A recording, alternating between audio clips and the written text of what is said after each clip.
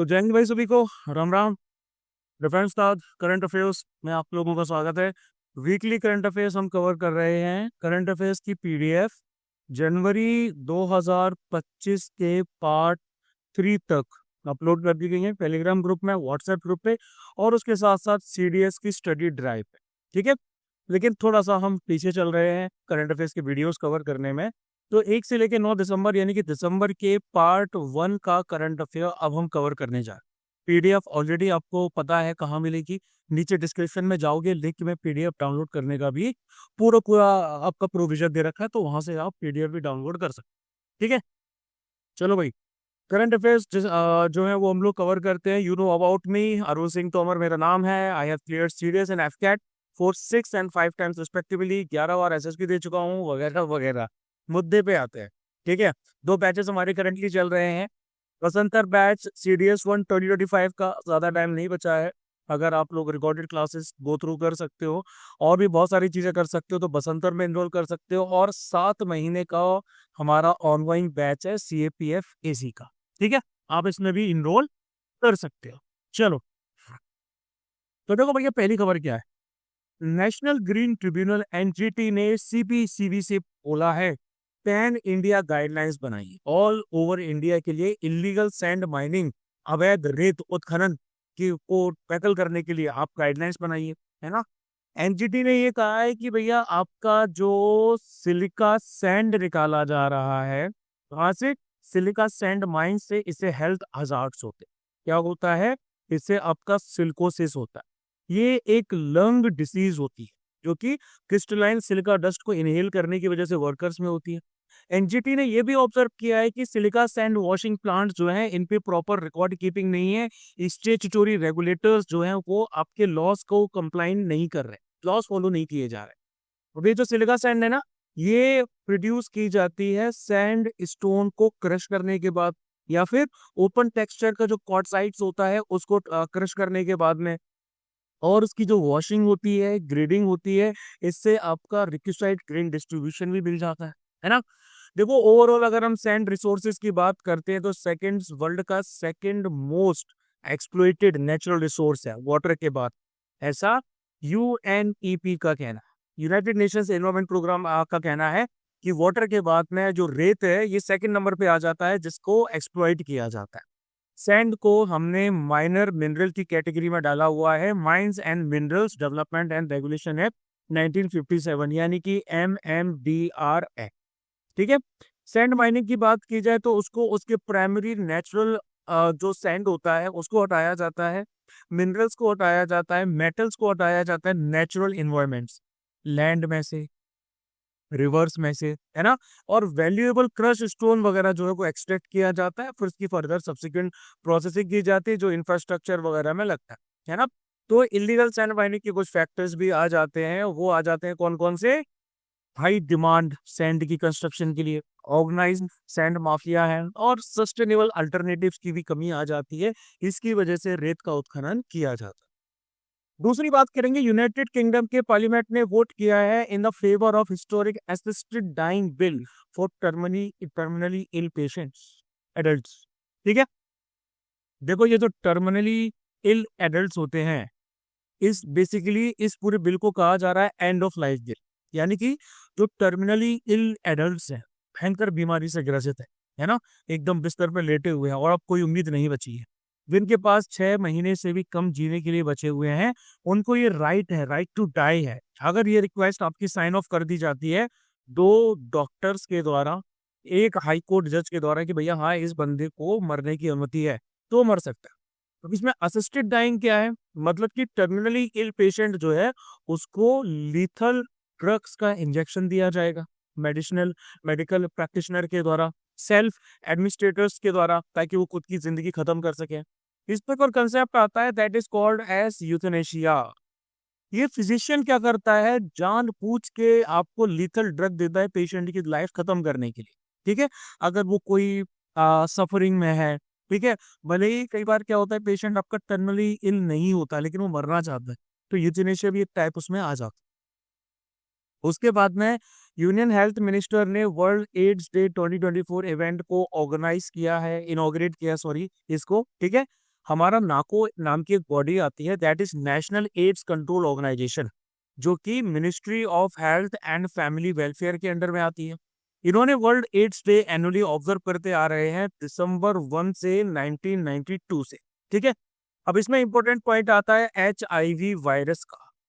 अब HIV virus का क्या है? इसको ह्यूमन इम्यूनो डेफिशिएंसी वायरस कहा जाता है। ये हमारी बॉडी के अंदर CD4 सेल्स होते हैं, उनको अटैक करता है, डिस्ट्रॉय करता है। CD4T यानी कि जो आपके लिम्फोसाइट सेल होते हैं इम्यून सिस्टम के, उनको अटैक करता है। ठीक है, यानी कि ये होते हैं वाइट ब्लड सेल्स की कैटेगरी में, जो हमारी बॉडी को इन्फेक्शन से बचाते हैं। अब ये जो HIV है ना, ये बिलोंग करता है रेट्रोवायरस फैमिली को। रेट्रोवायरसेस जो रहते हैं, ये अपनी इनकी इंस्ट्रक्शंस RNA में लिखी रहती, राइबो न्यूक्लिक एसिड में लिखी रहती। जब रेट्रोवायरस आपका किसी भी सेल को इन्वेड करता है, तो ये RNA को क्या कर देता है? चेंज कर देता है, और यानी कि उसकी इंस्ट्रक्शंस चेंज कर देता है। यानी कि बेसिकली आपका जो DNA है, डीऑक्सीप्रियो न्यूक्लिक एसिड जो है ना, उसकी इंस्ट्रक्शंस ऐसी कर देता है। उसके बाद में सेल क्या करता है? DNA को कट कर देता है और अपनी खुद की इंस्ट्रक्शंस इनमें लगा देता है। इससे वो पूरी की पूरी सेल्यूलर जेनेटिक मशीनरी को हाईजैक कर लेता है। अब यहाँ पर एक ट्रीटमेंट आता है ART, that is anti retroviral therapy. ये HIV से इन्फेक्टेड लोगों को दिया जाता है एंटी HIV ड्रग्स का इस्तेमाल करते। अगर अनट्रीटेड छोड़ दिया जाए तो HIV से फर्दर एड्स हो सकता है, एक्वायर्ड इम्यूनोडेफिशिएंसी सिंड्रोम। ठीक है, इंडिया की HIV स्टेटस की बात करें, 2.4 मिलियन लोग जो है वो HIV से ग्रसित हैं, यानी कि थर्ड लार्जेस्ट आ जाता है ये वर्ल्ड में। नए HIV केसेस इंडिया में 44% तक कम हो चुके हैं। 2010 से अभी तक देखा जाए तो वो 44% कम हो चुके हैं, जो कि ग्लोबल रिडक्शन रेट से कम है। ग्लोबल रिडक्शन रेट मात्र 39%। फिर बात की जाएगी Asia Oceania meteorological satellite users conference, AOMSUC 14। ये न्यू दिल्ली में कंडक्ट की गई है। ठीक है, न्यू दिल्ली में कंडक्ट की गई है, एनुअली ये होल्ड की जाती है। 2010 में इसका पहला जो सेशन है वो बीजिंग में हुआ था, चाइना में। ठीक है, उसके बाद ये की इवेंट है मीटरोलॉजिस्ट के लिए, अर्थ साइंटिस्ट के लिए, सैटेलाइट ऑपरेटर्स एंड स्टूडेंट्स। इसको इंडिया में IMD होल्ड करती है, यानी कि इंडिया मेट्रोलॉजिकल डिपार्टमेंट और मिनिस्ट्री ऑफ अर्थ साइंस जो है ये कंडक्ट करते हैं। साइक्लोन फैंगल की बात करेंगे तो IMD ने क्या किया है? IMD ने रेड और ऑरेंज अलर्ट जारी किए, ORANG ऑरेंज अलर्ट जारी किए हैं केरल और तमिलनाडु की मल्टीपल डिस्ट्रिक्ट्स के लिए। ठीक है, साइक्लोन फैंगल के रेसिडुअल इम्पैक्ट की वजह से। अब देखो, ये जो फैंगल है ये एक ट्रॉपिकल साइक्लोन है। ठीक है, साइक्लोन तो आप सबको पता है, ये एक लार्ज स्केल सिस्टम होता है एयर का, जो अपने सेंटर में ऐसे रोटेट करता है लो प्रेशर एरिया के आसपास। अब NDA में क्या करती है भैया? NDA आपको दो कैटेगरीज में डिवाइड करती है साइक्लोन्स को। एक तो होते हैं एक्स्ट्रा ट्रॉपिकल साइक्लोन, ठीक है, जो कि ट्रॉपिकल एरियाज के बाहर होते हैं। ये अर्थ है, ये इक्वेटर है, Tropic of Cancer, Tropic of Capricorn. तो इनसे ऊपर नीचे होने वाले जो है वो एक्स्ट्रा ट्रॉपिकल है, और ट्रॉपिकल यानी कि जो ट्रॉपिक्स के अंडर में होते हैं। ठीक है, IMD की कलर कोडिंग भी आती है साइक्लोन वार्निंग के लिए। ठीक है, यानी कि येलो उनकी वार्निंग आती है, येलो का मतलब होता है प्री साइक्लोन वॉच। ठीक है, ऑरेंज की वार्निंग आती है यानी कि साइक्लोन अलर्ट, और रेड की वार्निंग आती है कि भैया साइक्लोन आ ही गया, साइक्लोन वार्निंग। एक्सरसाइज अग्नि वॉरियर XAW 2024 13th एडिशन जो है ज्वाइंट मिलिट्री एक्सरसाइज का महाराष्ट्र में कंडक्ट किया गया। बायलैटरल एक्सरसाइज है इंडियन आर्मी और सिंगापुर आर्म्ड फोर्सेस के बीच में। उसके बाद में आ जाती है CINBAX, that is first edition joint table top exercise. CINBAX का इंडियन आर्मी और कंबोडियन आर्मी के बीच में कंडक्ट किया गया है पुणे में। ठीक है, एक प्लानिंग एक्सरसाइज है, वॉर गेम्स वगैरह कंडक्ट किए जाते हैं, joint counter terrorism operations conduct किए जाते हैं under the chapter 7 of United Nations charter. फिर हम बोलेंगे स्पंज सिटी के बारे में। ठीक है, एक कंसेप्ट उभर के सामने आ रहा है आजकल स्पंज सिटीज का। ये एक इफेक्टिव अप्रोच है जिससे आप अर्बन फ्लडिंग की सिचुएशन, पानी की निकासी की जो दिक्कत आती है ना बारिश के समय, उसको डील कर सकते हैं। स्पंज सिटी का मतलब होता है सस्टेनेबल अर्बन डेवलपमेंट, जिसमें फ्लड कंट्रोल किया जाता है, वाटर कंजर्वेशन किया जाता है, वाटर क्वालिटी इंप्रूवमेंट किया जाता है, नेचुरल इकोसिस्टम प्रोडक्शन किया जाता है।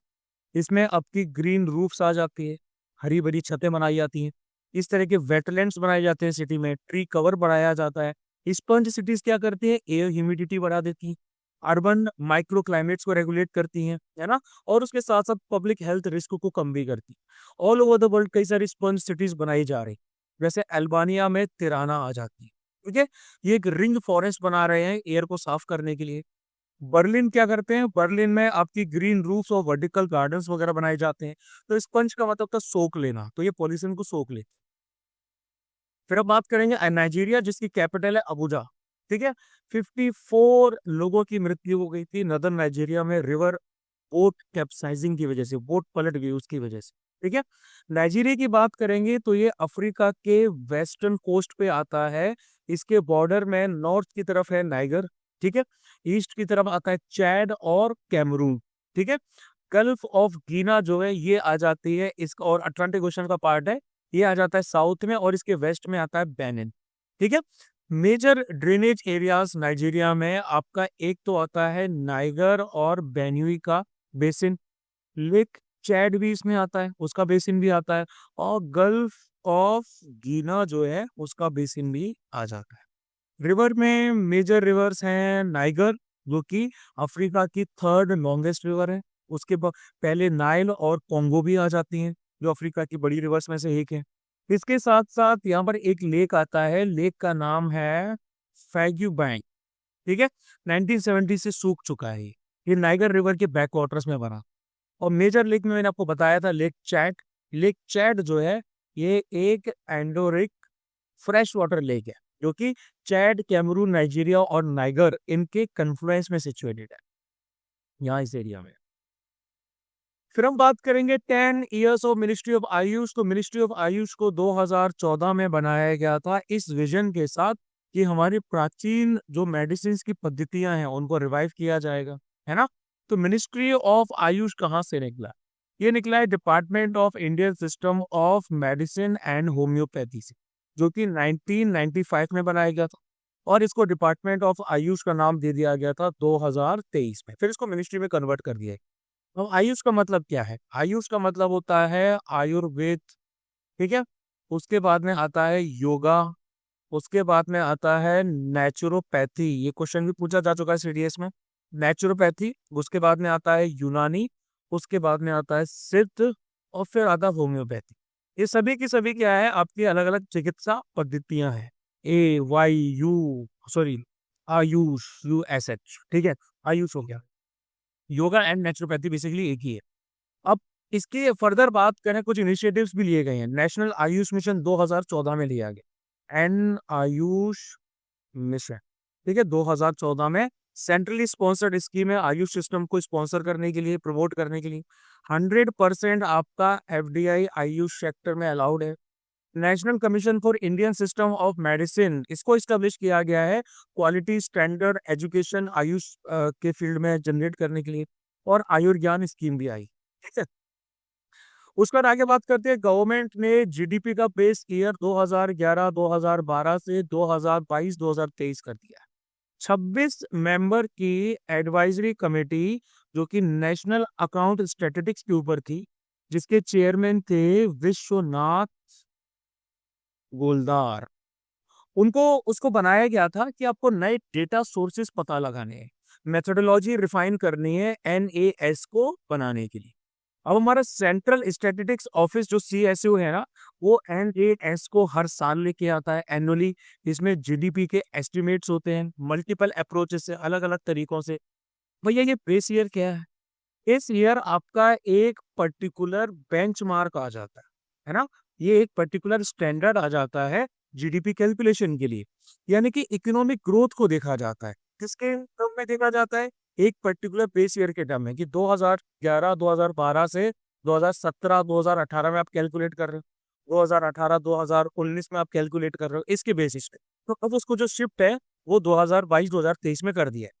इसकी जरूरत क्या पड़ती है, देखो बेस मार्क से जीडीपी कैलकुलेशन होती है ना, इससे आप क्या कर सकते हैं, इससे आप इकोनॉमिक ग्रोथ को एक पीरियड ऑफ टाइम में देख सकते हैं। इससे आप इन्फ्लेशन के जो भी इफेक्ट इकोनॉमी में पड़ रहे हैं आप उसको भी देख सकते हैं। अब इसमें नए डेटा सोर्सेज चाहिए होते हैं, यानी कि हाई फ्रीक्वेंसी का क्वालिटी डेटा जो चाहिए होता है, वो आपका 2011-2012 का काफी पुराना हो चुका है। डिजिटाइजेशन हो चुका है, बहुत सारे सेक्टर्स में डेवलपमेंट आ चुके हैं। तो 2022-2023 थोड़ा सा ज्यादा पास है ना। इससे क्या होता है, जीडीपी कैलकुलेशन थोड़ी प्रिसाइज हो पाएगी। स्ट्रक्चरल चेंजेस आते हैं नए बेस ईयर से। क्या होगा आपका, जो हमारी जीडीपी में कंजप्शन पैटर्न्स में चेंज हुआ है, सेक्टर वाइज कंट्रीब्यूशंस में चेंज हुआ है, इमर्जिंग सेक्टर्स नए आए हैं, उनको इंक्लूड किया जाएगा। इससे पहले जो 2011-12 का प्रीवियस बेस ईयर था, ये बेसिकली आपका 2015 में इसको सेटअप किया गया था। इसको आउटडेटेड मान लिया गया है करंट इकोनॉमिक रियलिटीज के बेसिस पे, ठीक है। पैंडेमिक के बाद में बहुत सारे चेंजेस आए, डायनेमिक्स बहुत ज्यादा बदले हैं इसकी वजह से। बेसिकली क्या होता है ना कि बेस ईयर आपका जो नेक्स्ट चूज किया जाता है वो थोड़ा सा पास होना चाहिए, ठीक है। 2022-2023 थोड़ा सा पास है, और इन दोनों के बीच में सिमिलैरिटी होनी चाहिए। यानी कि ये जो दोनों ईयर्स है ना, ये काफी शांति वाले ईयर होने चाहिए। 2011-2012 जैसी कंडीशंस 2022-2023 में भी होनी चाहिए। ये फैक्टर्स आ जाते हैं, तभी आपका सिमिलर बेस ईयर चूज किया जा। फिर हम माधव नेशनल पार्क की बात करेंगे तो national tiger conservation authority NTCA ने माधव नेशनल पार्क को नया टाइगर रिजर्व ऑफ एमपी के तौर पे क्या किया है, अप्रूव किया है, ठीक है। कहाँ है भैया माधव? अरे माधव नहीं दिख रहा मुझे बिल्कुल भी। वाह, ये शिवपुरी के पास होना चाहिए, यहाँ पे, ठीक है, यहाँ पे होना चाहिए इसको, ठीक है। यानी कि देखो, एनटीए की बात करें, एनटीसी के बारे में तो हम सबको पता है। ये एक स्टेचुटरी बॉडी है, वाइल्ड लाइफ प्रोटेक्शन एक्ट 1972 के अंडर में बनाई गई थी। 2007 में अमेंड किया गया था। प्रोजेक्ट टाइगर भी इसी के अंडर में आ जाता है ना। प्रोजेक्ट टाइगर के अंडर में या फिर इनका मिला जुला काम आता है। अब देखो, माधव नेशनल पार्क की बात करें तो ये शिवपुरी में आ जाता है, यानी कि अपर विंध्य हिल्स में, ठीक है। इस पार्क को एक हंटिंग ग्राउंड के तौर पर इस्तेमाल किया जाता था, ग्वालियर के महाराजाओं के द्वारा और मुगल शहंशाहों के द्वारा, ठीक है। इसको नेशनल पार्क का स्टेटस 1958 में जो है वो दिया गया था। इसके बाद में यहाँ पर आपको नील गाय दिख जाएगी, चिंकारा दिख जाएंगे, एंटेलोप्स की कैटेगरी में आते हैं। डियर की कैटेगरी में आपको चीतल, सांबर, पार्किंग डियर मिल जाएगा। लेपर्ड है, वुल्फ है, जैकॉल है, fox, wild dog, wild pig वगैरह ये सब मिल जाते हैं। यहाँ पे आपको ट्रॉपिकल ड्राई डेसिडियस जैसा माहौल देखने को मिलेगा, ठीक है। जो ग्वालियर और चंबल के आसपास के इलाकों में रहते होंगे, क्योंकि मैं तो ग्वालियर में रहता हूँ, मैं ना, तुम ग्वालियर से हूँ तो मुझे पता है। तो यहाँ पर ट्रॉपिकल ड्राई डेसिडियस फॉरेस्ट मिलेंगे, और उसके साथ साथ में ड्राई थॉर्न फॉरेस्ट भी मिलेंगे, ठीक है। इसके साथ साथ यहाँ पर माधव सागर और साक्य सागर नाम के दो तालाब भी आ जाते हैं। मणिखेड़ा डैम जो है वो भी इसी की विसिनिटी में बना हुआ है, जो कि पानी ग्वालियर तक पहुंचाने का इसका प्रोविजन वगैरह चल रहा है। एक्सरसाइज हरिमाऊ शक्ति 2024 की बात करेंगे तो इंडिया मलेशिया की ज्वाइंट, इंडिया एंड मलेशिया की ज्वाइंट मिलिट्री एक्सरसाइज हरमाऊ शक्ति मलेशिया में कंडक्ट की गई एनुअल ट्रेनिंग इवेंट है, जो अल्टरनेटिवली इंडिया और मलेशिया में होता रहता है। 2023 में इसको कंडक्ट किया गया था उमरोई कैंटोनमेंट में, मेघालय, इंडिया में, ठीक है। फिर हम बात करेंगे न्यू डेवलपमेंट बैंक यानी कि एनडीबी की। तो इंडिया ने तकरीबन 2 बिलियन किसको दिए हैं, BRICS NDB, new development bank, ministry of finance ने ऐसा कहा, ठीक है। देखो, एनडीबी की स्थापना 2014 में की गई थी, 6 ब्रिक्स समिट के दौरान। ये आपकी ब्राजील में फोर्टलाइजा में हुई। इसको Brazil, Russia, India, China, south Africa ने मिलकर सेटअप किया था। इसकी मेंबरशिप यूनाइटेड नेशंस के मेंबर्स के लिए भी ओपन है। पर्पस इनका ये आ जाता है कि रिसोर्सेज को मोबिलाइज करना है इंफ्रास्ट्रक्चर और सस्टेनेबल डेवलपमेंट प्रोजेक्ट्स के लिए इमर्जिंग मार्केट्स में और डेवलपिंग कंट्रीज में। इनिशियली ऑथराइज्ड कैपिटल इनकी थी 100 बिलियन। इनिशियल सब्सक्राइब्ड कैपिटल आ जाती है 50 बिलियन की। इक्वल कंट्रीब्यूशन सारे फाउंडिंग मेंबर से गया। फिर विंडफॉल टैक्स की बात करेंगे तो गवर्नमेंट ने क्रूड ऑयल पे, जो आपका कच्चा तेल होता है, एटीएफ पे, पेट्रोल पे, और उसके साथ साथ में डीजल के एक्सपोर्ट्स पे, इन सब के एक्सपोर्ट्स पे विंडफॉल टैक्स को एलिमिनेट कर दी, हटा दिया। विंडफॉल टैक्स क्या होता है? विंडफॉल टैक्स एक टैक्स होता है जो गवर्नमेंट के द्वारा लगाया जाता है सर्टेन इंडस्ट्रीज पे, है ना, जिनको अबव एवरेज प्रॉफिट मिल रहे हो फेवरेबल इकोनॉमिक कंडीशंस की वजह से। जैसे इंडिया ने विंडफॉल टैक्स आपका डोमेस्टिक ऑयल प्रोडक्शन पे जुलाई 2022 में लगाया था, है ना। क्यों? क्योंकि ग्लोबल क्रूड ऑयल प्राइसेस में काफी ज्यादा बढ़ोतरी हो गई थी, तो अब आपके जो मंगा रहे थे बंदे काफी फायदा उठा रहे थे। तो इन टैक्सेस को बेसिकली इस तरीके से डिजाइन किया गया है कि अनएक्सपेक्टेड गेज, विंडफॉल क्या होता है ना, छप्पर फाड़ना, वो होता है ना, आपने कहावत सुनी होगी कि भैया छप्पर फाड़ के ऐसा कुछ भूल गया उसको, उसको विंडफॉल कहा जाता है। ठीक है, तो ये बेसिकली है कि आपको अनएक्सपेक्टेड गेन्स मिल रहे हैं, इन अबव एवरेज प्रॉफिट्स को अनएक्सपेक्टेड गेन्स पे जो आपका टैक्स लगाया जाता है, इससे पब्लिक प्रोजेक्ट्स को फंड किया जाता है, डेफिसिट्स जो गवर्नमेंट के मेंटेन है उनको कम किया जाता है, वेल्थ का रिडिस्ट्रीब्यूशन भी किया जाता है।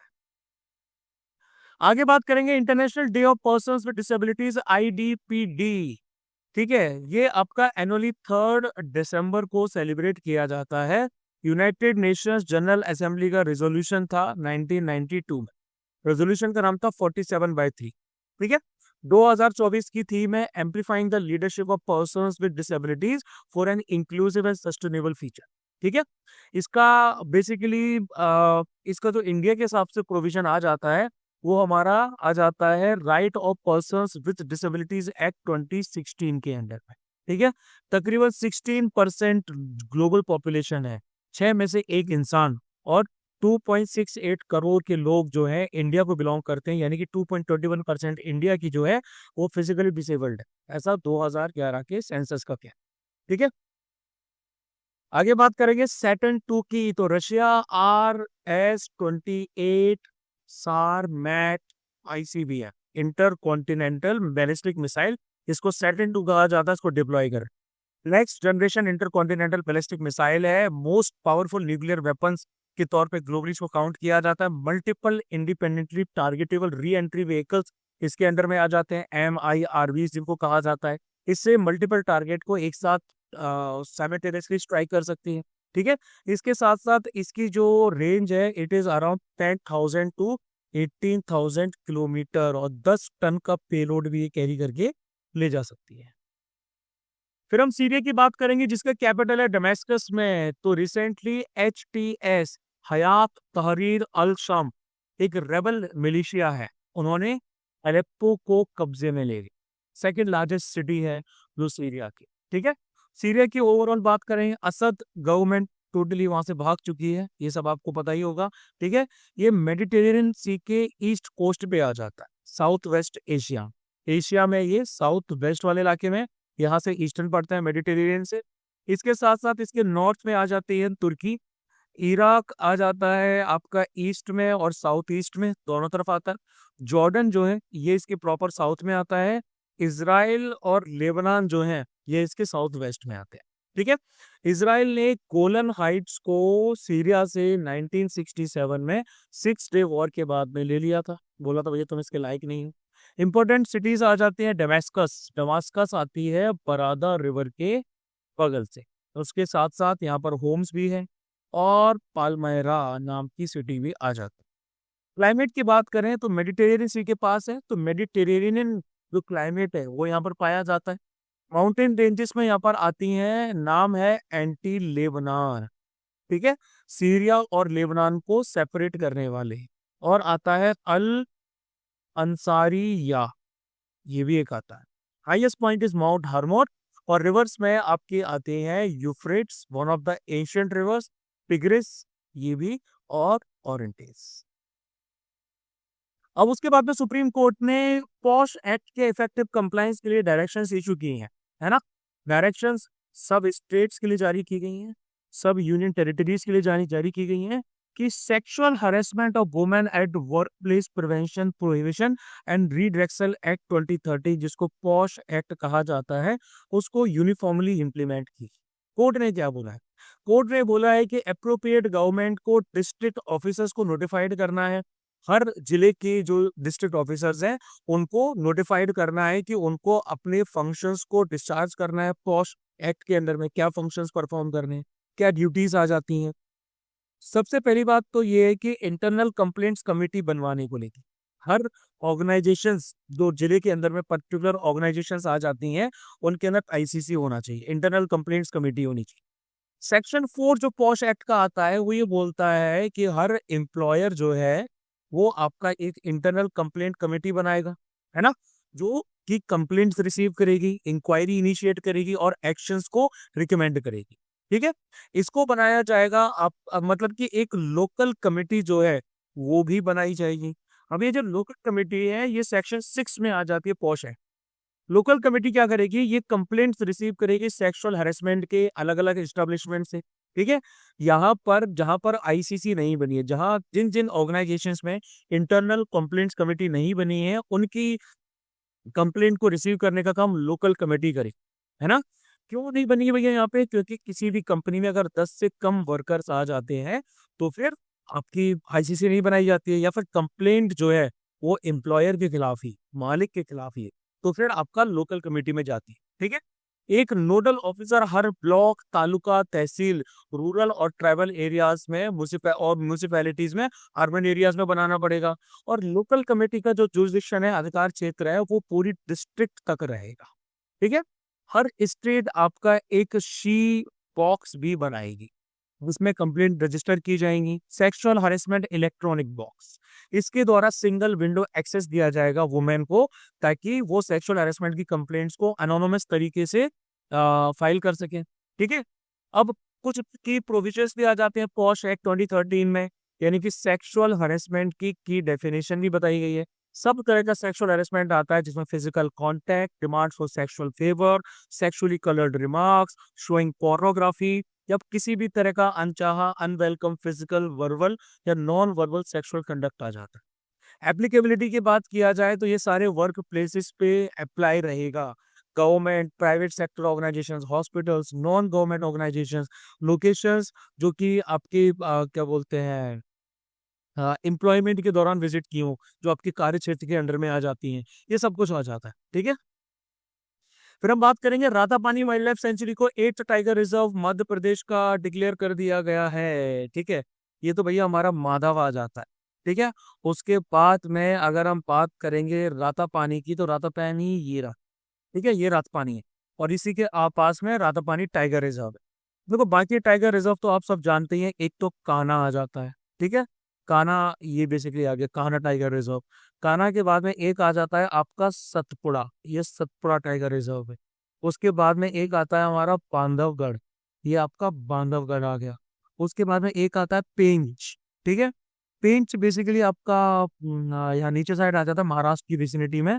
और पेंच पेंच पेंच के बाद में आपका कौन सा है, पेंच के बाद में आपका आता है संजय दुबरी। ठीक है, ये रहा।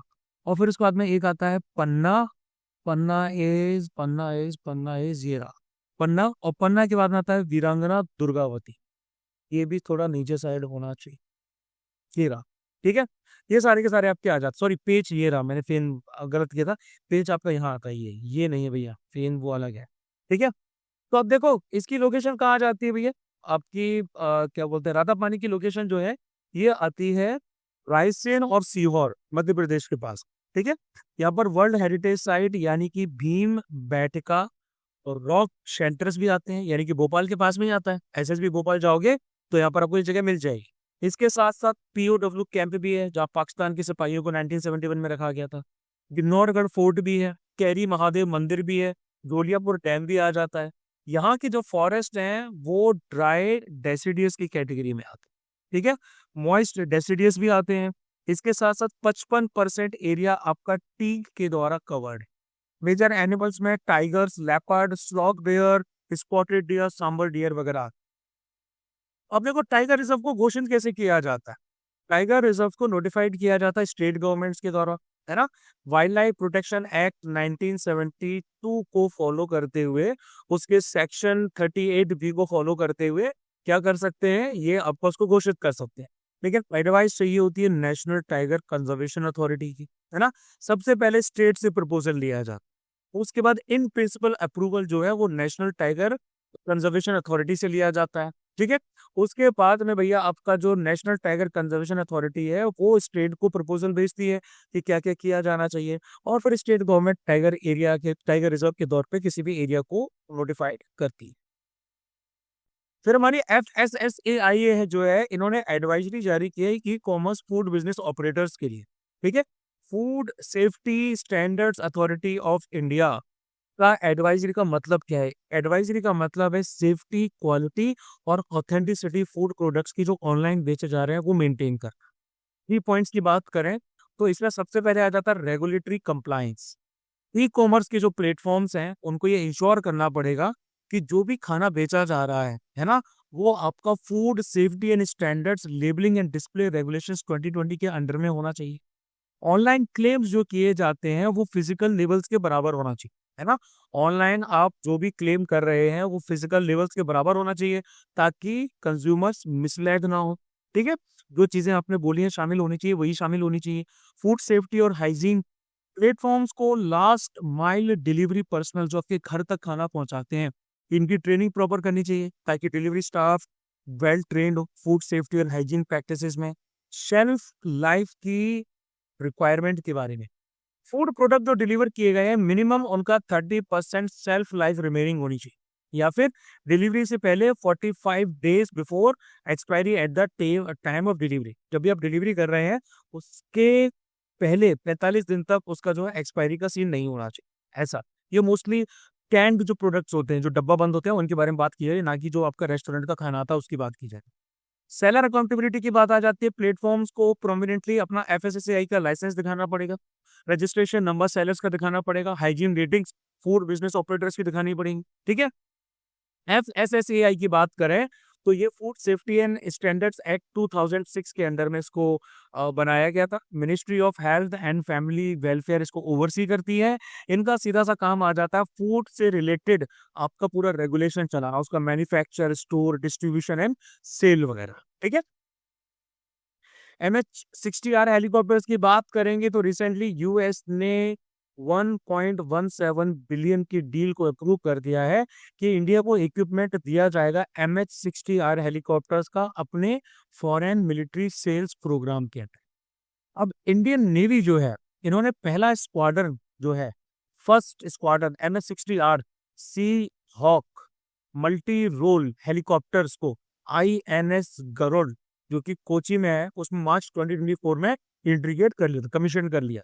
ठीक है, ये बेसिकली आपका 2.6 बिलियन की फॉरेन मिलिट्री सेल्स की डील का पार्ट है, जिसमें आपका 24 लॉक हीड मार्टिन, ठीक है, या फिर जिसको कहा जाता है सिकोर स्काई MH-60R सीहॉक हेलीकॉप्टर्स, उनको एक्वायर करने का प्लान। ये जो हेलीकॉप्टर्स हैं ये एंटी सबमरीन वॉरफेयर देते हैं, एंटी सरफेस वॉरफेयर कैपेबिलिटीज भी देते हैं। ठीक है, और ये शोर से भी ऑपरेट कर सकते हैं, शिप से भी ऑपरेट कर सकते हैं। डिजिटल सेंसर से इनके पास मल्टी मोड रेडार है, इलेक्ट्रॉनिक सपोर्ट मेजर सिस्टम है, इलेक्ट्रो ऑप्टिकल इंफ्रारेड कैमरा वगैरह सब कुछ आ जाता है। फिर हम बात करेंगे एक्स्ट्रा क्रोमोसोमल डीएनए ईसीडीएनए की। तो स्टडीज ने ये रिवील किया है कि ईसीडीएनए जो है ये कैंसर प्रोग्रेशन ड्राइव कर सकते हैं, यानी कि ड्रग रेजिस्टेंस जो है वो कर सकते हैं। देखो ईसीडीएनए बेसिकली क्या होते हैं, ये छोटे छोटे आपके सर्कुलर डीएनए होते हैं, ऐसे सर्कुलर डीएनए होते हैं।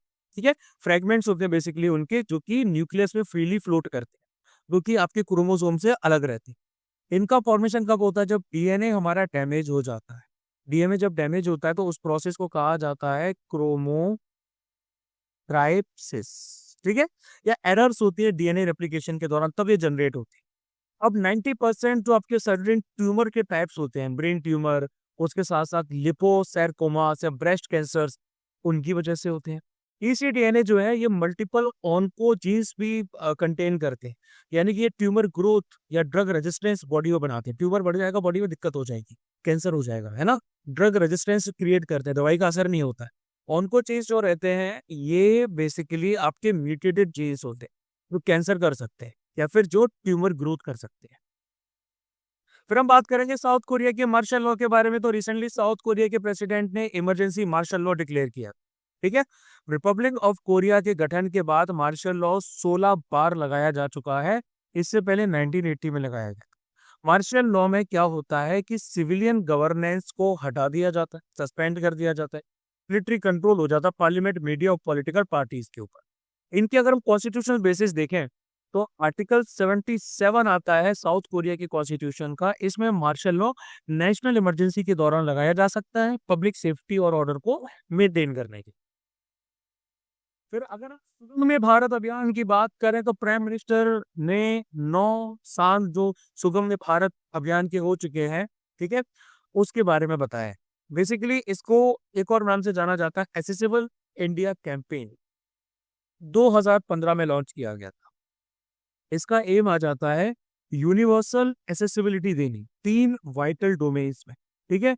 बिल्ट इंफ्रास्ट्रक्चर में, जो आपकी बिल्डिंग्स बनाई जा चुकी हैं वहां पर आपके पर्सनस विद डिसेबिलिटीज आराम से आ जा सके। ट्रांसपोर्ट सिस्टम में, और उसके साथ साथ information and communication technology ecosystem, ठीक है। मार्च 2024 में इसको कंक्लूड होना था, लेकिन इसके ऑब्जेक्टिव्स जो हैं वो आपके बैरियर फ्री इन्वायरमेंट स्कीम, जो कि एक पर्टिकुलर अम्ब्रेला स्कीम के अंडर में आ जाता है, जिसको बोला जाता है सिपदा। सिपदा का मतलब क्या है? Scheme for implementation of the rights of persons with disabilities act, उसके अंडर में इंटीग्रेट कर लिया है। फिर हम बात करेंगे धारचोला के बारे में कि ट्रेडिशनल वेडिंग्स आ रही है गुजरात से, इसको जीआई टैग मिला। हिस्टोरिकली इसको रेड कलर में बनाया जाता है, मैरून कलर में भी बनाया जाता है, ग्रीन कलर के साथ साथ येलो कलर, ये 4 प्राइमरी कलर्स हैं जिसमें इसको क्राफ्ट किया जाता है। ट्रेडिशनली ये हिंदू और उसके साथ साथ जैन वेडिंग्स में पहनी जाती है। अब जीआई टैग के बारे में आप सबको पता है, ये उन प्रोडक्ट्स पे इस्तेमाल किया जाता है जो कि एक स्पेसिफिकली ज्योग्राफिकल ओरिजिन के होते हैं, कि भैया ये यहीं को बिलोंग कर, कुछ पर्टिकुलर क्वालिटीज होती है, रेपुटेशन होती है, जो उसका ओरिजिन होने की वजह से उसको मिलती है। इंडिया में इसको geographical indications of goods act 1999 के अंडर में दिया जाता है। ये 10 साल के पीरियड के लिए वैलिड होता है, फिर इसको रिन्यू कराया जाता है। इससे लीगल प्रोटेक्शन मिलती है ना। इंडिया क्या कर सकता है? अनऑथोराइज्ड जो यूज है वो दूसरों के द्वारा रोक सकता है। इससे हम अपने एक्सपोर्ट्स को बूस्ट करते हैं। उसके बाद में आ जाती है वर्ल्ड ड्रॉट एटलस 2024 को जॉइंटली पब्लिश किया गया है यूएनसीसीडी और European commission joint research centre के द्वारा, ठीक है। इसको सीओपी 16 के दौरान रिलीज किया गया था रियाद में, ग्लोबल एम्बिशन और एक्सिलरेट एक्शंस के एम के साथ, on land and drought resilience, एक पीपल सेंटर्ड अप्रोच के साथ।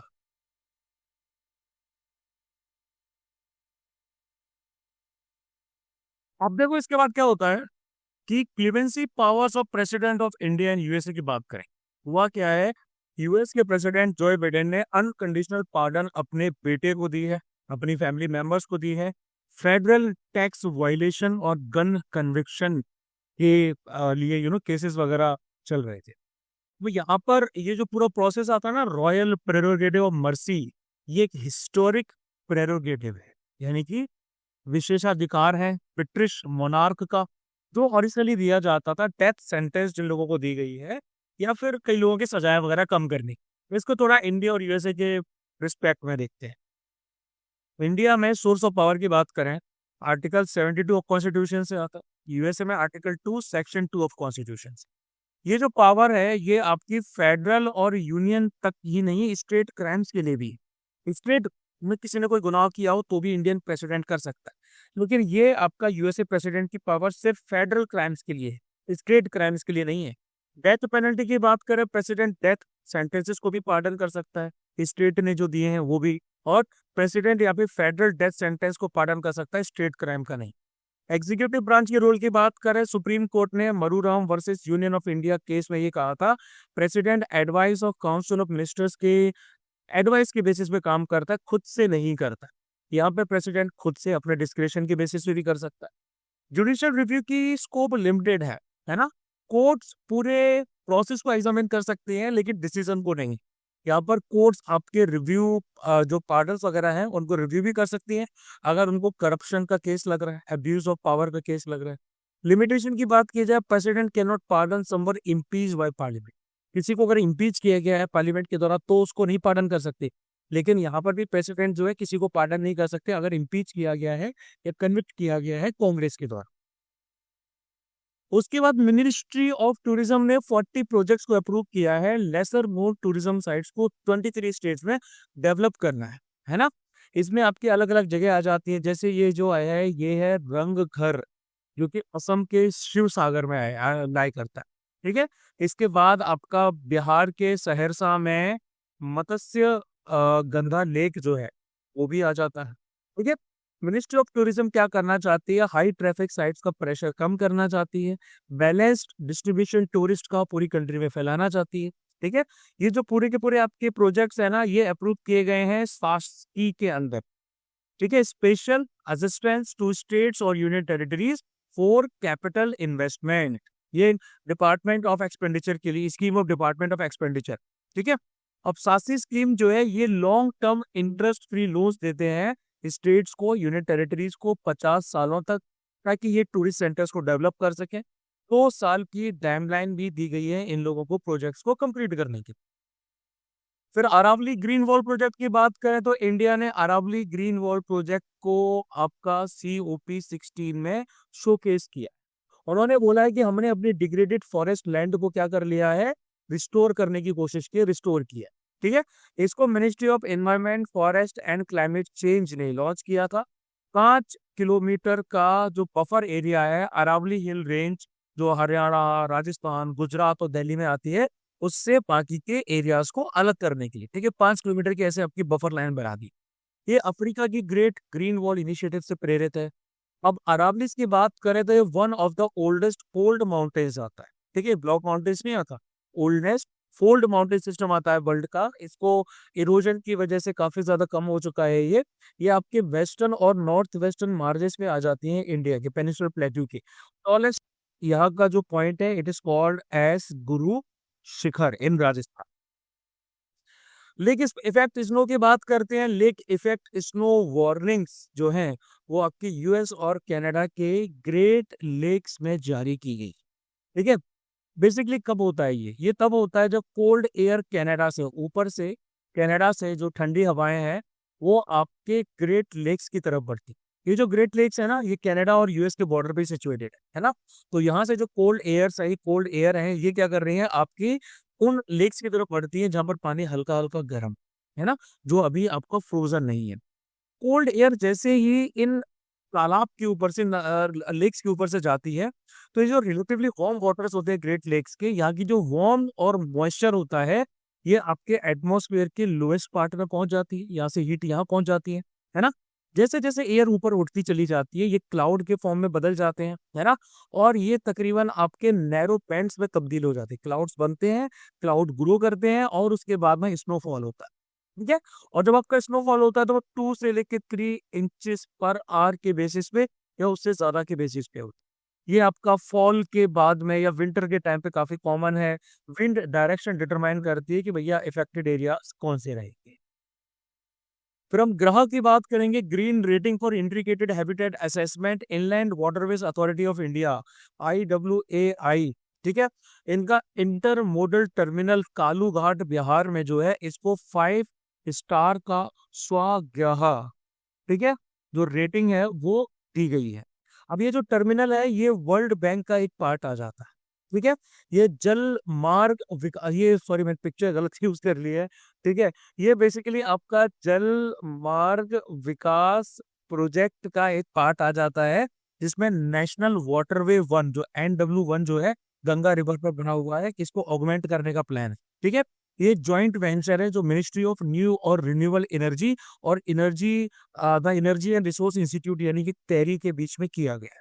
अब ये जो ग्राला है ना, ये एक रेटिंग टूल है जिससे इन्वायरमेंटल परफॉर्मेंस देखी जाती है किसी भी बिल्डिंग की ऑल ओवर, उसकी लाइफ साइकिल कितनी है, एक डेफिनेटिव स्टैंडर्ड्स है कि नहीं है, ग्रीन बिल्डिंग के तौर पे इसको क्लासिफाई किया जा रहा है कि नहीं। और स्वग्रह जो है ये आ जाता है आपका सिंपल वर्सेटाइल अफोर्डेबल ग्राहक, यानी कि छोटे छोटे स्मॉल स्केल स्टेक होल्डर्स को दिया जाता है।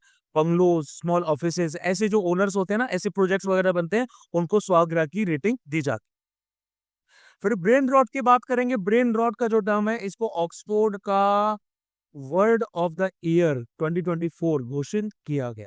ठीक है, ये ब्रेन के ओवर स्टिमुलेशन की वजह से होता है, यानी कि मेंटल हेल्थ डिक्लाइन हो रही है, कॉग्निटिव एबिलिटीज जो है वो आपकी डिक्लाइन हो रही है अगर आप एक्सेसिव कंजप्शन करते हैं लो क्वालिटी ऑनलाइन कंटेंट का, है ना।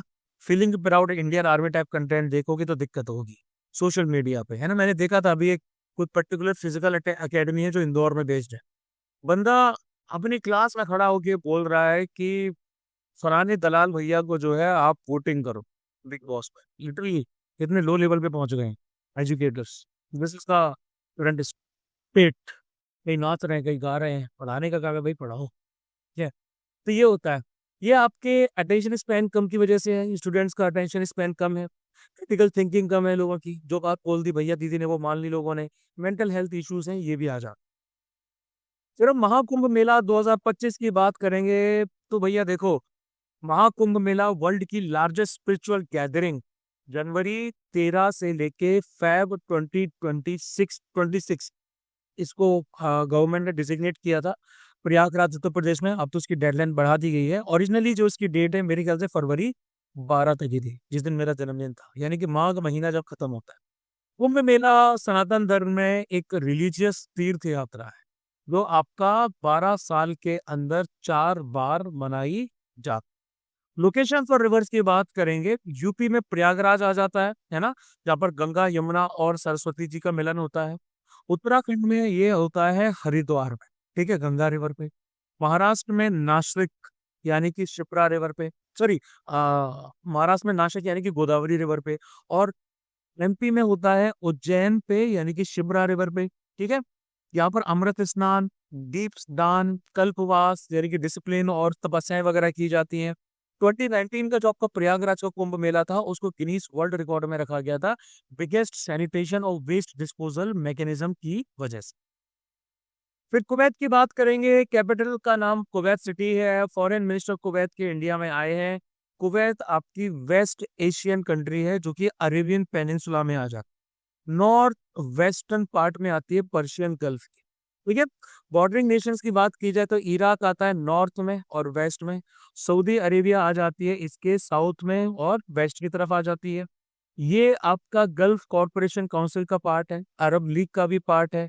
ओपेक यानी कि organisation of Islamic corporation, OIC, और ओपेक का यानी कि ऑयल प्रोड्यूसिंग जो नेशन है उनका भी पार्ट। पर्शियन गल्फ वॉर 1990 का जो था, वो आपका यूएस लेड कोएलिशन जो इराक के अगेंस्ट में था, वो बेसिकली आपका लड़ा गया था। उस दौरान इराक ने कुवैत को एनेक्स भी कर लिया था, ये अपने एयरलिफ्ट नाम की मूवी में भी देखा होगा। यहाँ पर 9 आइलैंड्स आ जाते हैं, एक का नाम है फैलाका, ठीक है। उसके बाद आपका बुबियान और मिस्कान आइलैंड वगैरह वगैरह। यहाँ का क्लाइमेट एरिड क्लाइमेट है, सूखा क्लाइमेट है, हाइपर एरिड डेजर्ट क्लाइमेट है। बहुत ज्यादा टेम्परेचर इसका बढ़ जाता है। ऑयल रिजर्व वर्ल्ड के 6 टू लेके 7% प्रूवन ऑयल रिजर्व यहाँ पाए जाते हैं।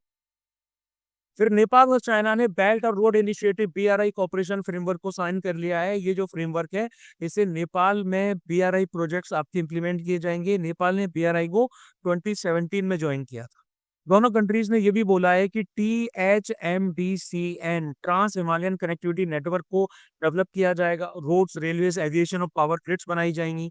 पाकिस्तान और श्रीलंका भी ऑलरेडी आपके बीआरआई का पार्ट आ जाता है। ये जो पूरा बीआरआई है ना, इसको one belt one road initiatives के नाम के तौर पे 2013 में इनिशिएटिव स्टार्ट किया गया था, जो कि एशिया और अफ्रीका को फर्दर यूरोप से क्या करेगा, ज्वाइन करेगा, ठीक है। लैंड और मैरीटाइम नेटवर्क्स के द्वारा रीजनल इंटीग्रेशन बढ़ाना है, ट्रेड और इकोनॉमिक जो ग्रोथ है उसको स्टिमुलेट करना है। इसमें आपका सिल्क रोड इकोनॉमिक बेल्ट आ जाता है, जो प्राचीन आपकी सिल्क रोड आती थी ना, उस रोड को भी कवर किया गया है। इस ट्रांस कॉन्टिनेंटल पैसेज है। और मेनी टाइम सिल्क रोड यानी कि जो आपका मॉडर्न टाइम्स का अभी जो सी रूट है, ये भी इसमें शामिल किया गया। फिर इसरो ने PSLV C-59 रॉकेट को लॉन्च किया है यूरोपियन स्पेस एजेंसी की प्रोबा 3 सैटेलाइट्स के साथ, ठीक है। PSLV C-59 व्हीकल में प्रोबा 3 स्पेस क्राफ्ट को कैरी करके लिया गया है, एक हाईली इलिप्टिकल ऑर्बिट में, ठीक है। डेडिकेटेड कमर्शियल मिशन है ये हमारा NSIM, new space India limited का, जो इसरो की कमर्शियल आर्म है, ठीक है। इसको SDSC-SHAR Sriharikota Satish Dhawan space centre से लॉन्च किया गया था। ये ESA का पहला लॉन्च है जो उन्होंने इंडिया से किया था, ठीक है। इससे पहले उनका प्रोबा 1 मिशन था 2001, बेसिकली देखा जाए तो दूसरा है। पोलर सैटेलाइट लॉन्च व्हीकल यानी कि PSLV third generation launch vehicle होते हैं। ये एक 4 स्टेज व्हीकल है, मल्टीपल सैटेलाइट लॉन्च कैपेबिलिटी और मल्टीपल ऑर्बिट कैपेबिलिटी आ जाती है। प्रोबा 3 मिशन की बात करें तो ये in orbit demonstration IOD mission है। इनका एम आ जाता है सन की कोरोना को ऑब्जर्व करना इनोवेटिव सैटेलाइट फॉर्मेशन फ्लाइट से। और ये वर्ल्ड का पहला प्रिसीजन फॉर्मेशन फ्लाइंग मिशन है। इसमें 2 सैटेलाइट्स एक साथ फ्लाई करेंगी, एक फिक्स्ड कॉन्फ़िगरेशन मेंटेन करने के साथ। फिर जो इकोनॉमिक एडवाइजरी काउंसिल है प्राइम मिनिस्टर की, इन्होंने पब्लिश किया है working paper on female labour force participation, LFPR। इसमें female labour force participation rate को देखा जाता है, ठीक है, 2017 2018 से 2022 2023। ये जो LFPR है, इसका मतलब होता है परसेंटेज ऑफ एम्प्लॉयड और अनएम्प्लॉयड इंडिविजुअल्स, यानी कि जो काम देख रहे हैं, काम के लिए अवेलेबल है, relative to the total population as 15 years and 15 साल से ऊपर के वो लोग जो या तो एम्प्लॉयड हैं या अनएम्प्लॉयड है, जो यानी कि जॉब वगैरह ढूंढ रहे हैं, उनको देख कैलकुलेट से काफी कैलकुलेट किया जाता है। करंट स्टेटस की बात अगर हम करें तो फीमेल LFPR जो है ये तकरीबन सारे स्टेट्स में बड़ी है, ठीक है, लेकिन वेरिएशंस हैं। जैसे कि रूरल और अर्बन वेरिएशन की बात करें तो रूरल फीमेल LFPR जो है वो 24% से आपका 41% बढ़ चुकी है, यानी कि 69% ग्रोथ हुई है। और अर्बन एरियाज की बात करें तो वहां पर लेबर फोर्स पार्टिसिपेशन 20 से 25% बढ़ा है, यानी कि 25% ग्रोथ हुई है। रीजनल वेरिएशंस की बात करें तो झारखंड, बिहार, इनमें सिग्निफिकेंट इंक्रीज देखा गया है LFPR में, जबकि गोवा और लक्षद्वीप में डिक्लाइन देखा गया है रूरल फीमेल LFPR। इसको लॉन्च किया है डॉक्टर शमिका रवि और डॉक्टर मुदित कपूर के द्वारा। उसका हॉर्नबिल फेस्टिवल की बात करेंगे, 25 साल हो चुके हैं इसको, नागालैंड गवर्नमेंट ने 2000 में इसको लॉन्च किया था। इसका नाम जो है हॉर्नबिल के ऊपर रखा गया है, जिसका साइंटिफिक नाम आता है ब्यूरोस बाइकॉर्निस, ठीक है। एक ऐसा पक्षी है जिसको नागास के द्वारा काफी ज्यादा माना जाता है, एडमायर किया जाता है, रिस्पेक्ट दी जाती है अलर्टनेस और ग्रैंड्योर की वजह से। इसको फेस्टिवल ऑफ फेस्टिवल भी कहा जाता है, ठीक है। इंटर ट्राइबल इंटरेक्शन होते हैं, नागा ट्राइब्स आपस में मिलते हैं जुलते हैं, कल्चरल हेरिटेज नागालैंड का पता चलता है। इसको कोहिमा के पास में किसामा नाम का गांव है, वहां किया जाता है। एथनिक कल्चरल हेरिटेज को बढ़ावा दिया जाता है कॉमन मैनेजमेंट अप्रोच के जरिए। फिर हम बात करेंगे कोपरनिकस प्रोग्राम की, तो थर्ड कोपरनिकस सेंटिनेंटल-1 सैटेलाइट को रिसेंटली लॉन्च किया गया है वेगा सी रॉकेट पे फ्रेंच गुइना के द्वारा से, ठीक है। ये यूरोपियन यूनियन की अर्थ ऑब्जर्वेशन प्रोग्राम के अंडर में आता है। यूरोपियन कमीशन ने पार्टनरशिप की थी यूरोपियन स्पेस एजेंसी के साथ में, EU मेंबर स्टेट्स के साथ में और बाकी की EU एजेंसीज के साथ। ये पूरा एक सिस्टम है सैटेलाइट का, ठीक है।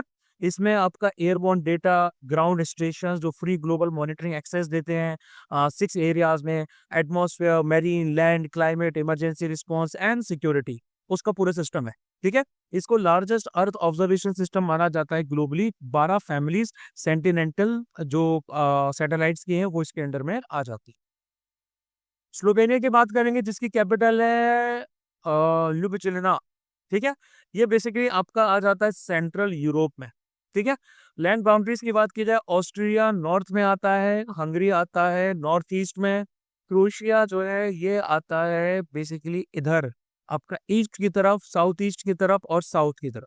इटली जो है ये आ जाता है इनके वेस्ट में और हाँ, वेस्ट और साउथ वेस्ट में आ जाता है। ये पूरा का पूरा एरिया आपका बाल्कन स्टेट्स में आता है, ठीक है। यहाँ का जो पूरा कोस्ट लाइन है, ये कोस्ट लाइन आपकी एड्रियाटिक सी वाली लगी हुई है इनकी, ये आपका गल्फ ऑफ वेनिस आ जाता है, ठीक है।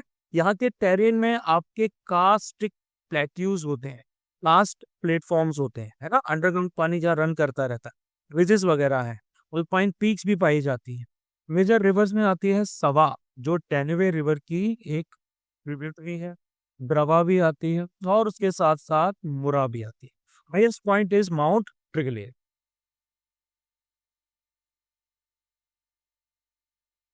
अब भाई कुछ आपकी स्टडीज जो की गई हैं उनसे पता चल रहा है कि इंडियन एस्ट्रोनॉमिकल ऑब्जर्वेटरी हानले लद्दाख में जो है एक आइडियल साइट है सैटेलाइट बेस्ड क्वांटम कम्युनिकेशन के लिए, ठीक है।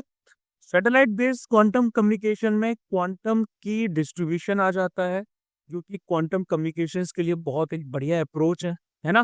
क्वांटम सिग्नल्स के साथ साथ ये जो है ये टेरा हर्ट्ज पे वर्क करती है, टेरा हर्ट्ज फ्रीक्वेंसी पे वर्क करती है। Well establish satellite based communication जो होते हैं वो आपके मेगा या फिर गीगा हर्ट्ज पे वर्क करते हैं, ठीक है। अब सुटेबल साइट को चूज किया जाना है क्वांटम सिग्नल भेजने के लिए मल्टी लेयर्ड और कॉम्प्लेक्स अर्थ के एटमॉस्फेयर के थ्रू, ताकि मिनिमम लॉसेज हो। ये एक क्रूशियल पार्ट आ जाता है। हानले के बारे में आप सबको पता है, यहाँ पर सुटेबल एटमॉस्फेरिक कंडीशन है। हानले एक ड्राई कोल्ड डेजर्ट है। विंटर टेम्परेचर -25 डिग्री सेल्सियस तक पहुंच जाता है, -25 से -30, है ना। Lower level of atmospheric water vapour है यहाँ पे, ऑक्सीजन कंसेंट्रेशन भी कम है। सुटेबल नेचुरल सेटिंग्स है, ग्राउंड स्टेशन बनाए जा सकते हैं, लॉन्ग डिस्टेंस क्वांटम कम्युनिकेशन किया जा सकता है, लेसर सिग्नल लॉस, ठीक है, 44 डेसीबल का। अगर आप बाकी दो साइट्स के साथ कंपेयर करेंगे, माउंट आबू और नैनीताल, माउंट आबू को 47 आ जाता है और नैनीताल को 48 डीबी आ जाता है, ठीक है। उसके बाद आ जाते हैं हायर ग्लोबल मीन टेम्परेचर 2023 में लो एल्टीट्यूड क्लाउड कवर के साथ जुड़ा हुआ है। रिसेंट स्टडी आपकी द साइंस नाम के जर्नल में पब्लिश की गई और बोला गया ग्लोबल मीन टेम्परेचर 2023 में तकरीबन 1.5 डिग्री सेल्सियस कम हो गए प्री इंडस्ट्रियल लेवल से कंपैरिजन, ठीक है। 0.2 डिग्री सेल्सियस जो है इस राइज का, वो सॉरी बेसिकली कम नहीं हुए हैं, वो बड़े हैं, ठीक है। 0.2 डिग्री सेल्सियस इस राइज का जो है वो लो एल्टीट्यूड क्लाउड कवर के कम होने की वजह से हुआ है ना। यानी कि लो एल्टीट्यूड क्लाउड कवर जो है ये क्रूशियल रोल प्ले करते हैं हमारे प्लेनेट को ठंडा करने में। क्यों? क्योंकि सनलाइट को ये क्या कर देते हैं, रिफ्लेक्ट कर देते हैं, ठीक है। सनलाइट को स्पेस में वापस भेज देते हैं। तो 1.5% इनमें कमी देखी गई है 2023 में। यानी कि डिकेड के बेसिस पे देखा जाए तो 1.27% कमी देखी गई है। ये जो रिडक्शन है ये बेसिकली हमारे एल्बिडो में कमी की वजह से हुआ, ठीक है। एल्बिडो का मतलब होता है कितना प्रोपोर्शन सोलर रेडिएशन का स्पेस में वापस भेजा गया है अर्थ के एटमॉस्फेयर या सरफेस से इंटरेक्ट करने के बाद, ठीक है। अब ये जो क्लाउड कवर में डिक्लाइन आ रहा है ये नदर्न मिड लैटिट्यूड्स में और ट्रॉपिकल ओशंस में ज्यादा है, खासकर एटलांटिक रीजन में ज्यादा। फर्दर 15% एल्बिडो डिक्लाइन जो है ये आर्कटिक स्नो के खत्म होने की वजह से हो रहा है। सी आइस खत्म होती जा रही है जो सनलाइट को रिफ्लेक्ट करती है, ठीक है। इसके साथ साथ एंथ्रोपोजेनिक जो एरोजोल्स एटमॉस्फेयर में पाए जाते हैं वो आपके थोड़े कम पाए जा रहे हैं क्योंकि मैरीन फ्यूल के ऊपर रेगुलेशन ज्यादा हो तगड़े हुए हैं, है ना। तो लोअर कंसेंट्रेशन से उनके एरोजोल्स तो सबको पता है वो छोटे छोटे पार्टिकल्स होते हैं जो एटमॉस्फेयर में सस्पेंडेड रहते हैं, जो कि क्लाइमेट, वेदर, हेल्थ और इकोलॉजी को इन्फ्लुएंस करते हैं। लो एल्टीट्यूड क्लाउड्स की बात करें तो ये अर्थ के सरफेस पे 2 किलोमीटर की रेंज तक बनते हैं, ऊपर तक, है ना। एक्सीलेंट रिफ्लेक्टर्स होते हैं शॉर्ट वेव्स के, लेकिन लॉन्ग वेव एनर्जी को ये स्पेस में एस्केप करने से मना नहीं करते। दो तरह के आ जाते हैं, एक तो आ जाता है आपका स्ट्रेटस जो हॉरिजॉन्टली डेवलप होते हैं और दूसरे रहते हैं आपके क्यूमुलस जो कि वर्टिकली। बाकी सारे इनके कॉम्बिनेशन आते हैं, ठीक है। और फर्दर मिडिल और हाई लेटीट्यूड के बारे में तो आपको पता ही है। उस पर आरबीआई की बात करेंगे। आरबीआई ने एसएफबीस को अलाउ कर दिया है to extend credit line through UPI. Reserve Bank of India ने स्मॉल फाइनेंस बैंक्स को अलाउ कर दिया है, डिसाइड कर दिया है कि इनको परमिशन दे रहे हैं कि प्री सैंक्शन जो क्रेडिट लाइंस होती हैं यूपीआई के जरिए वो आप कर सकते हैं, है ना।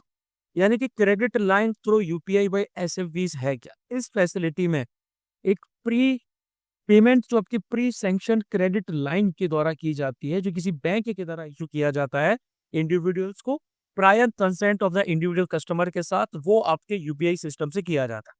आप इसको ऐसा समझ लो कि आपने फॉर एग्जांपल नेटफ्लिक्स का सब्सक्रिप्शन लिया, है ना, और आपका पर्टिकुलर बैंक एसएफबी की कैटेगरी में आता है ना। तो नेटफ्लिक्स का सब्सक्रिप्शन फॉर एग्जांपल मंथली या क्वार्टरली जा रहा है, आपको उसको पे करने की जरूरत नहीं है। पहले कार्ड से ऑटोमेटिकली पेमेंट डिटेक्ट हो जाती थी, अब वो यूपीआई से हो जाएगी। इससे पहले सितंबर 2023 में आरबीआई ने प्री सैंक्शन क्रेडिट लिमिट्स को ऑपरेशंस को अलाउ कर दिया गया था यूपीआई के थ्रू शेड्यूल्ड कमर्शियल बैंक्स से, तो इंडिविजुअल्स भी शेड्यूल्ड कमर्शियल बैंक्स भी कर सकते थे। इसके साथ साथ इसका सीधा सा एम आ जाता है फाइनेंशियल इंक्लूजन, ज्यादा से ज्यादा लोग फाइनेंशियली इंक्लूड फील करें, फॉर्मल क्रेडिट को लोगों को इंट्रोड्यूस किया जा सके। एसएफबीस की बात करें, यूनियन फाइनेंस बजट में 2015 2014 15 का जो ईयर था इसमें एसएफबीस को अनाउंस किया गया था ताकि फाइनेंशियल इंक्लूजन को और ज्यादा बढ़ाया जा सके, ठीक है। यानी कि जो हमारे अनसर्व्ड और अनरिजर्व सेक्शंस हैं पॉपुलेशन के, उन लोगों तक बैंक्स की पहुंच करी जा सके, ठीक है। छोटी छोटी बिजनेस यूनिट्स जो हैं उनको क्रेडिट किया जा सके, लोन वगैरह दिया जा सके। स्मॉल और मार्जिनल फार्मर्स हैं, माइक्रो और स्मॉल इंडस्ट्रीज हैं और बाकी अनऑर्गेनाइज सेक्टर एंटिटीज आ जाती हैं, इनको high technology low cost operations के थ्रू पैसा दिया जा सके। इसको एक पब्लिक लिमिटेड कंपनी के तौर पे कंपनीज एक्ट 2013 के अंदर रजिस्टर किया जाता है। Section 22 of banking regulation act 1949 में आते हैं, ठीक है। Minimum paid up voting equal equity capital 200 crore की इनके पास होनी चाहिए। एक्सेप्ट कुछ ऐसे एसएफबीसी भी आ जाते हैं जिनको अर्बन कोऑपरेटिव बैंक से कन्वर्ट किया है। ठीक है। प्रायोरिटी सेक्टर नॉर्म्स यानी कि पीएसएल नॉर्म्स जो रहते हैं, 75% एडजस्टेड नेट बैंक क्रेडिट यानी कि एएनबीसी जो है प्रायोरिटी सेक्टर्स को इनको देना होता है, ऐसा आरबीआई ने कहा। अब उसके बाद में रिजर्व बैंक ऑफ इंडिया के गवर्नर ने कहा है कि de dollarisation not on the table. ठीक है, उन्होंने क्लैरिफाई किया है इंडिया डी डॉलराइजेशन करने के लिए कुछ खास स्टेप्स नहीं ले रही है ना। हमारा जो फोकस है वो डोमेस्टिक ट्रेड को जियो पॉलिटिकल अपीवल से बचाने का है, डी रिस्क करने का है, ऐसा उन्होंने सोचा है। अब ये डी डॉलराइजेशन है क्या? डी डॉलराइजेशन का मतलब होता है रिवर्स डॉलराइजेशन, यानी कि जो आपका डोमिनेशन है यूएस डॉलर का ग्लोबल मार्केट में उसको कम करना, है ना। वर्ल्ड ट्रेड में इसके यूज को कम करना, फाइनेंशियल ट्रांजैक्शंस में इसमें कमी लाना। Recently India, Brazil, Russia, China और इंडोनेशिया जैसी जो देश हैं ये लोकल करेंसीज की तरफ क्या कर रहे हैं, शिफ्ट कर रहे हैं, है ना। यूएस डॉलर डोमिनेंस को टैकल करने के लिए आपस में लोकल करेंसी से ही एक्सचेंज कर रहे हैं। इंडिया ने ये बोला है कि अलग अलग कंट्रीज के साथ में इंक्लूडिंग रशिया आप ट्रेड इनवॉइसिंग इंडियन रुपीस में आईएनआर में कर सकते हैं। ठीक है। इसके साथ साथ ब्रिक्स समिट जो आपकी कजान 2024 में हुई थी उसमें भी कॉमन ब्रिक्स करेंसी की बात की गई थी। ज्यादातर जो करंट कंट्रीज हैं ये डी डॉलराइजेशन करना चाहती, एक्सचेंज रेट के रिस्क से बचना चाहती, है ना। यानी कि लोकल करेंसीज में अगर आप ट्रेड करोगे तो जो यूएस डॉलर के साथ रिस्क आ जाते हैं वो कम हो जाएंगे। मॉनेटरी पॉलिसी कंट्रोल्स और जो पॉलिटिकल बेनिफिट जैसी चीजें भी आ जाती। उसके बाद इंडिया को चूज किया गया है 68 सेशन ऑफ द यूएनसीएनडी को पहली बार चेयर करने के लिए, है ना। United Nation Commission on Narcotic Drugs, United Nation Economic and Social Council सोक ने 1946 में इसको एस्टेब्लिश किया था इंटरनेशनल ड्रग कंट्रोल ट्रीटीज को सुपरवाइज करने के लिए। 53 मेंबर स्टेट्स हैं इकोसॉक के द्वारा इलेक्ट किए जाते हैं। गवर्निंग बॉडी है United Nations office on drugs and crime UNODC. Mule hunter AI के बारे में बात करेंगे। आरबीआई ने म्यूल हंटर एआई टूल को लॉन्च किया है फाइनेंशियल इंस्टीट्यूशंस को हेल्प करने के लिए कि आप म्यूल बैंक अकाउंट्स को आइडेंटिफाई कीजिए, डिजिटल फ्रॉड्स को रोकिए। बेसिकली ये जो म्यूल अकाउंट्स, म्यूल तो पता है ना, खच्चर, है ना। तो म्यूल अकाउंट्स क्या होते हैं? म्यूल अकाउंट्स को क्रिमिनल्स के द्वारा यूज किया जाता है इलिसिट लॉन्ड्रिंग ऑफ फंड्स के लिए। ठीक है। इनको नॉर्मली अनसस्पेक्टिंग इंडिविजुअल्स के द्वारा खोला जाता है जो अपने बैंक अकाउंट्स को आपका बेसिकली दूसरे लोगों को किराए पे दे देते हैं, है ना। और आरबीआई ने आपका RBIH, Reserve Bank of India, Reserve Bank Innovation Hub, RBIH ने म्यूल हंटर एआई बनाया है। ये टोटली हुली ओन्ड सब्सिडरी है आरबीआई की। एआई और मशीन लर्निंग की हेल्प से ये सस्पेक्टेड म्यूल अकाउंट्स को आइडेंटिफाई करेंगे, रियल टाइम मॉनिटरिंग वगैरह करेंगे। उसके बाद इंदिरा गांधी प्राइज की बात करेंगे तो former Chile president Michelle Bachelet, इनको Indira Gandhi prize for peace, disarmament and development 2024 दिया गया। ठीक है।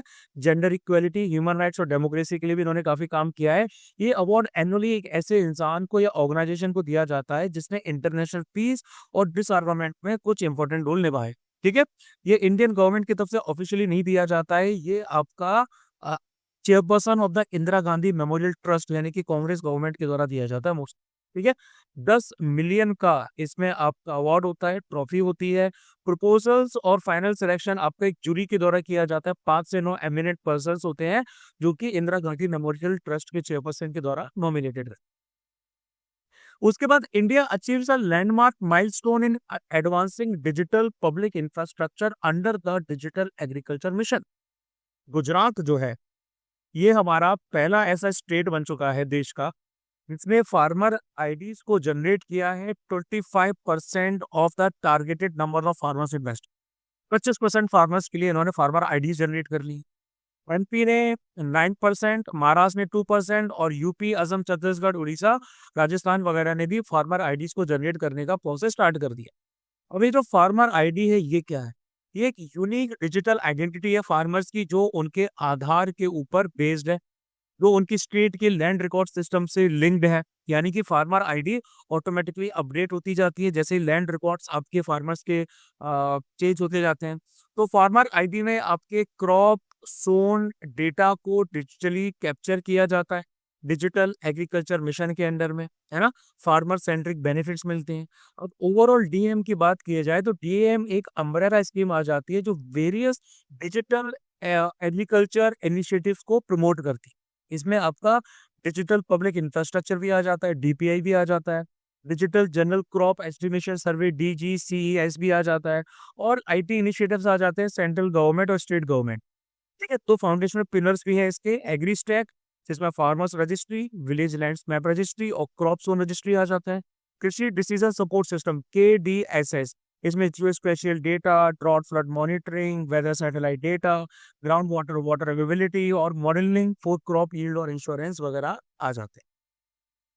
उसके बाद में बात करेंगे फ्रेंच गवर्नमेंट जो है वो नो कॉन्फिडेंस वोट की वजह से कोलैप्स कर गई। फ्रेंच गवर्नमेंट कोलैप्स कर गई है रिसेंटली। जो उनके फ्रेंच प्राइम मिनिस्टर थे उनको नो कॉन्फिडेंस वोट जब पारित हुआ, अविश्वास मत पारित हुआ, तो उनको हटा दिया गया। इंडियन और फ्रेंच पॉलिटी की बात करें तो इसमें सिमिलरिटीज में आता है कि भैया उनका और हमारा दोनों का रिटेड कॉन्स्टिट्यूशन, इसके साथ साथ बाई कैमरल पार्लियामेंट है, इंडिपेंडेंट जुडिशरी है।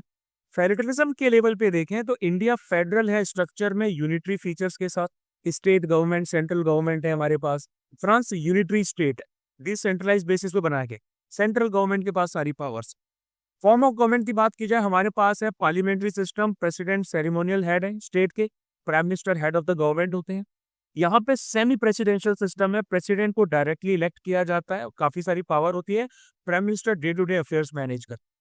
हमारे यहाँ प्रेसिडेंट को इनडायरेक्टली 5 साल के टर्म के लिए चूज किया जाता है, नंबर ऑफ टर्म्स पे कोई लिमिट नहीं है। यहाँ प्रेसिडेंट को यूनिवर्सल डायरेक्ट सफरेज यानी कि 18 साल से ऊपर के बंदे इलेक्ट कर सकते हैं, 5 साल की टर्म होती है और एक ही बार रिन्यू की जा सकती है। इंडिया में सेक्युलरिज्म आता है, पॉजिटिव सेक्युलरिज्म, जो कि equal respect for all religion की बात करता है। Principled state intervention in all religion, यानी कि सरकार सब रिलीजन में दखल दे सकती है लेकिन एक लिमिटेड तरीके से।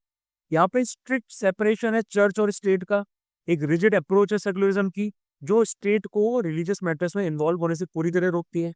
इंडियन कॉन्स्टिट्यूशन में एक्सप्लिसिटली रेफरेंडम्स के बारे में नहीं बताया गया है, लेकिन यहाँ पर रेफरेंडम्स के बारे में मेंशन किया है। फिर हम बात करेंगे forest rights under FRA 2006 approve किए गए हैं for tribals in Annamalai tiger reserve. ठीक है, डिस्ट्रिक्ट लेवल की कमेटी ने कम्युनिटी और इंडिविजुअल राइट्स दोनों को अप्रूव किया है FRA 2006 के अंडर में। किस किस को किया गया है भैया?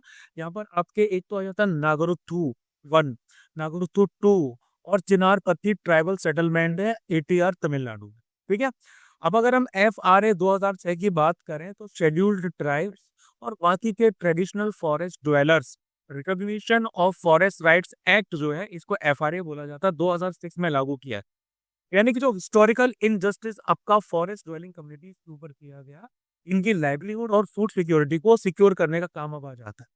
कुछ राइट्स दिए जाते हैं, यानी कि इंडिविजुअल राइट्स की बात की जाए, सेल्फ कल्टीवेशन का, आप यहाँ खेती बाड़ी भी कर सकते हैं, रह भी सकते हैं, हैबिटेशन है, इन सीटू रिहेबिलिटेशन, ओरिजिनल जगह पे रहने का अधिकार, राइट्स में ग्रेजिंग, फिशिंग, वाटर बॉडीज की access, right to intellectual property, traditional knowledge, right to protect traditional customary rights, ये सब आ जाते हैं। एलिजिबिलिटी की बात किया जाए तो कोई भी मेंबर या कोई भी कम्युनिटी जो है जो कि अपने जो तकरीबन 75 सालों से यहाँ पे रह रही हो 2005 से पहले, वो ये राइट्स को क्लेम कर सकते हैं।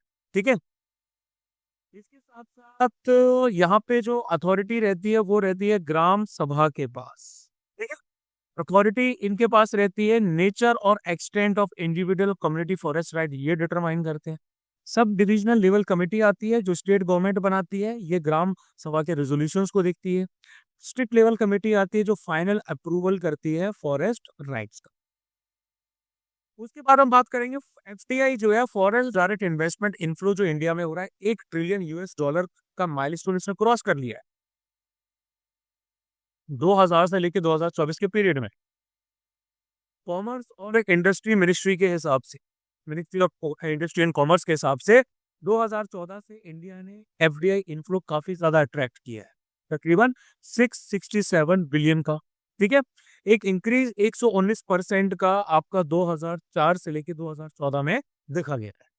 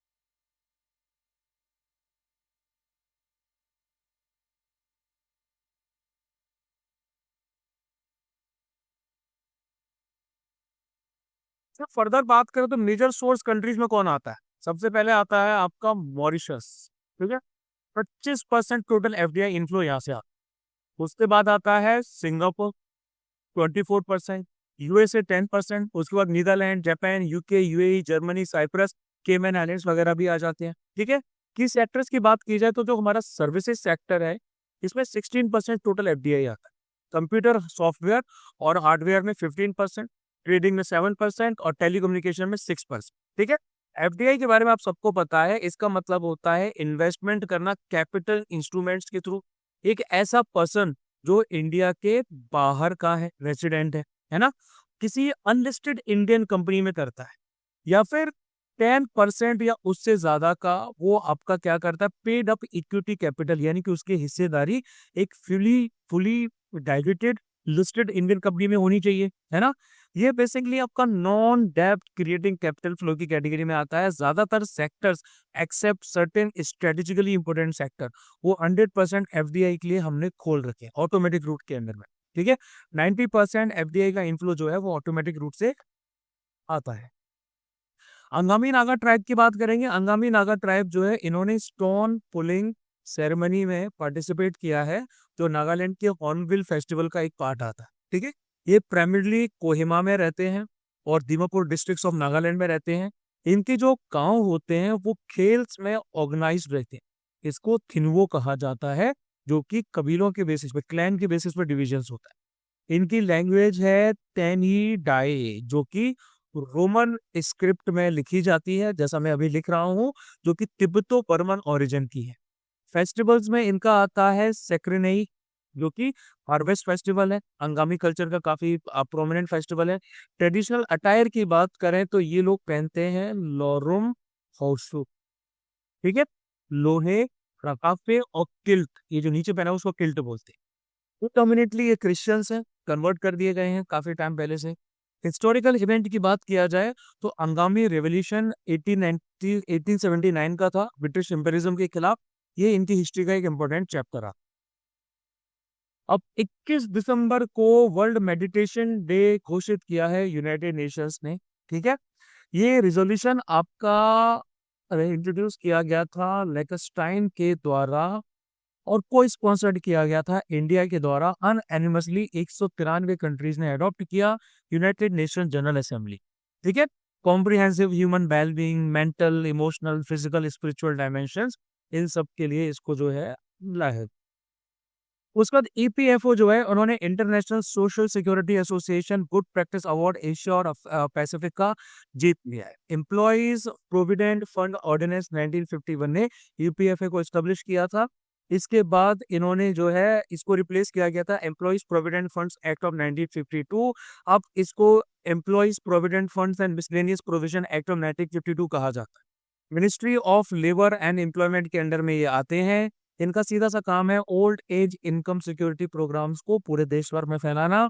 3 स्कीम्स को ये एडमिनिस्टर कर, एक आ जाती है ईपीएफ स्कीम आपकी 1952 की, ईपीएस 1995 की एम्प्लॉइज पेंशन स्कीम आती है, ये एम्प्लॉइज प्रोविडेंट फंड आती है, और employees deposit link insurance scheme 1976। फिर एक रेयर अपीयरेंस में मरकोर को कश्मीर में देखा गया है। ये वर्ल्ड की लार्जेस्ट वाइल्ड गोट है। ठीक है, इसका habitat Pakistan, Afghanistan, Uzbekistan, Turkmenistan, Tajikistan में पाया जाता है। इंडिया में सिर्फ ये जम्मू कश्मीर की यूनियन टेरिटरी में पाई जाती है। ये आईएसआई का मेरे ख्याल से फेस भी है और शायद पाकिस्तान का नेशनल एनिमल भी है। डब्ल्यूपीए एक्ट, जो डब्ल्यूपीए 1972 आता है, इसमें शेड्यूल 1 में रखा गया है, आईयूसीएन में नियर थ्रेटन में, और साइट्स में अपेंडिक्स 1।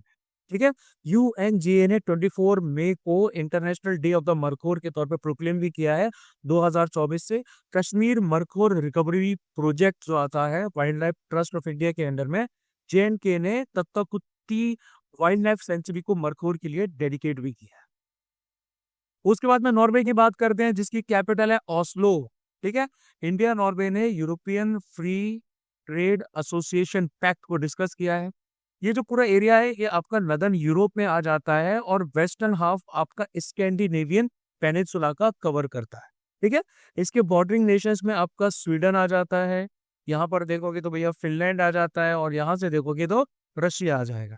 वाटर बॉडीज में देखा जाए तो इसके यहाँ पर ऊपर साइड है पेरेंट सी नॉर्थ में, नॉर्वेजियन सी जो है ये इसके, और नॉर्थ सी जो आर्कटिक ओशन जो है ये इसके वेस्ट की तरफ आ जाता है। और उसके बाद में नीचे की तरफ देखोगे तो यहाँ पर एक स्ट्रेट आती है, उसका नाम है स्कैगर स्ट्रेट, जो कि इसकी स्पेसिफिक साउथ में आती है, यहाँ डेनमार्क से इसको अलग करती है।